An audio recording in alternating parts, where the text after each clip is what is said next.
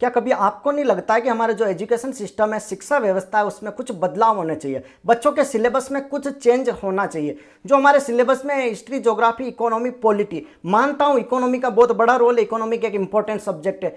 Political knowledge भी होना जरूरी है, क्योंकि देश में कैसे सिलेक्शन होता है, कैसे पीएम बनता है, कैसे सीएम बनता है, तो इन चीज़ों का नॉलेज होना भी जरूरी है। लेकिन मेरा क्वेश्चन मार्क आता है कि हिस्ट्री को इतना बढ़ावा देने की क्या जरूरत? ठीक है, मानते हैं हिस्ट्री, अपना इतिहास, अपने पुराने जो वजूद है उसके बारे में नॉलेज होना जरूरी है, ठीक है, मैं मानता हूं। लेकिन इस सिलेबस को इतना वास्ट बनाने की जरूरत नहीं है। सिर्फ हमारे मुल्क के जो महान योद्धा है, महान वीर गाथा है, उन्हीं गाथाओं को पढ़ाया जाए। फॉरेन इतिहास को इतना पढ़ाने की मुझे नहीं लगता कोई ज़रूरत है। सेकंड चीज़ मैं कहता हूं कि टेक्नोलॉजी को अंदर सिलेबस के अंदर जोड़ना चाहिए, क्योंकि टेक्नोलॉजी का युग है, टेक्नोलॉजी का ज़माना है। और बच्चे क्या होता है कि गांवों में क्या होता है, सरकारी स्कूलों की बात कर रहा हूँ, तो वो टेक्नोलॉजी से वंचित हो जाते हैं।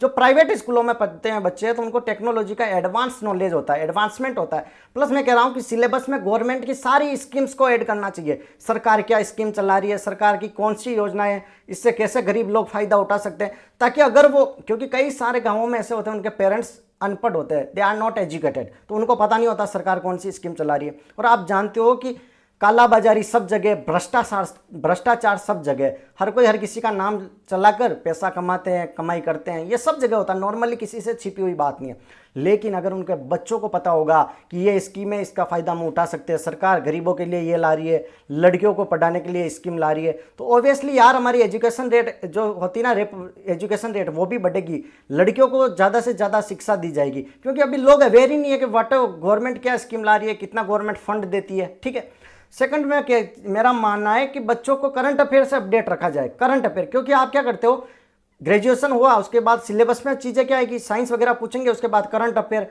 ज्योग्राफी, हिस्ट्री, पॉलिटी, हर एक स्ट्रीम वाइज सिलेबस होना चाहिए। फॉर एग्जांपल टेक्निकल बंदों को हिस्ट्री, ज्योग्राफी पढ़ाने का कोई औचित्य नहीं है। उन बंदों को प्रॉपरली उनका टेक्निकली स्किल पर वर्क किया जाए, सिर्फ टेक्निकल चीज़ें ही उनसे एग्जाम में पूछी जाए।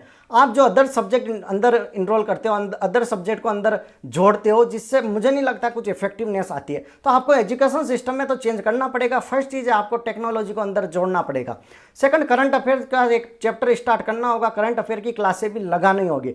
थर्ड मेरा मानना है कि गवर्नमेंट की जितनी भी स्कीम आएगी, डेली टू डेली अपडेट बच्चों को करवाई जाए, उनको नोट्स लिखवाई जाए, उनको अपडेटेड किया जाए, ताकि कभी भी कॉम्पिटिटिव एग्जामिनेशन में बैठे तो वो शहर में पढ़ने वाले उस बड़ी स्कूल के बच्चों से पिछड़ ना जाए। तो गवर्नमेंट को ये चेंज करने चाहिए। प्लस एजुकेशन के मामले में कई स्टेट ऐसे हैं कि वो कह रहे कैसे पॉलिसी बनाएगा हमारा एजुकेशन सिस्टम अच्छा हो जाए। तो नवोदय विद्यालय, जो भी एक गवर्नमेंट की ही एक संस्था है, ठीक है, सेंट्रल गवर्नमेंट के अंदर आती है नवोदय विद्यालय। आज भी आप देखो तो सारी प्राइवेट स्कूल इनके रिजल्ट के पीछे है। सबसे टॉप मोस्ट रिजल्ट जाता है, that is JNV, Navodaya Vidyalaya का। तो वो जो उनका वो प्रॉपर क्राइटेरिया है, कैसे वो पढ़ाते हैं, कैसे उनका प्रॉपर सिस्टम चलता है, वो अगर सब स्कूलों में लागू कर दिया जाए, तो मुझे नहीं लगता है कि एजुकेशन सिस्टम में आपको किसी और से सीखने की जरूरत है। आपके ही, हमारे ही मुल्क में एक ऐसी संस्था चलती है, उस चीज़ को कॉपी कर लिया जाए तो भी हमारे एजुकेशन शिक्षा व्यवस्था सुधर सकती है। Thank you so much. Channel पर नए हो तो लाइक से सब्सक्राइब जरूर करें।